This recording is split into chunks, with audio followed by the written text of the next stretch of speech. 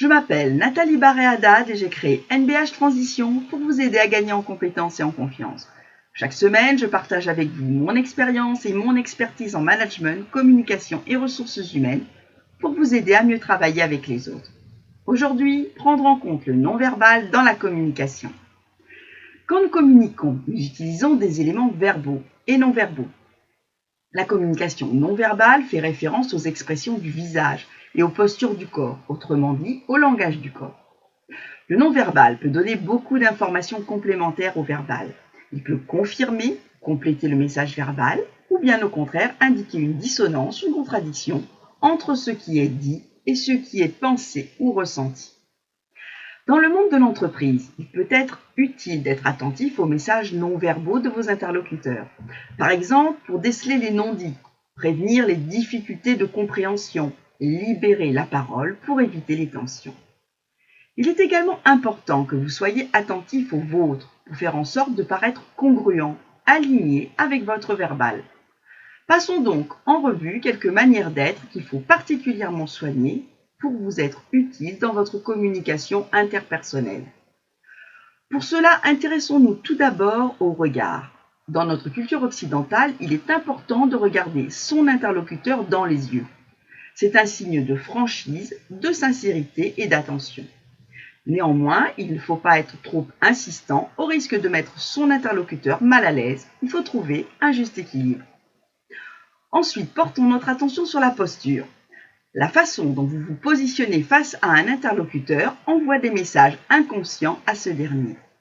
Par exemple, le dos droit, le corps face à votre interlocuteur sont autant de signes de confiance en soi et de solidité. La position des pieds est également un indicateur très utile. Ils indiquent la direction vers laquelle ils veulent se diriger. Et vous découvrirez ainsi que certains veulent se sauver. Dans ce cas-là, n'insistez pas. Il vous faudra trouver un meilleur moment pour un échange constructif. Pour la gestuelle, évitez les bras ou les jambes croisées, qui sont un signe d'attitude fermée, donc peu propice à l'échange et à l'écoute. Une posture fermée peut signifier de la nervosité ou de l'hostilité, mais également la nécessité de garder une certaine distance et de se rassurer. Soyez aussi attentif aux gestes parasites. Par exemple, passer sa main dans ses cheveux, se toucher la bouche, le nez ou le menton sont autant d'éléments qui peuvent trahir une anxiété, une gêne, une préoccupation. Il en est de même pour les mouvements saccadés et rapides. Au contraire, les mouvements amples, lents, maîtrisés sont des signes de confiance en soi. Parmi les gestes importants, on peut aussi parler des gestes de la tête que l'on va utiliser pour marquer notre écoute et notre acquiescement. Pour finir, parlons des expressions faciales. Elles sont nombreuses et pour la plupart totalement involontaires, voire incontrôlables. Même si elles sont difficilement perceptibles et demandent beaucoup de pratique pour les repérer, elles peuvent être une excellente source d'information. Par exemple, il est facile de faire la différence entre un vrai sourire et un sourire forcé.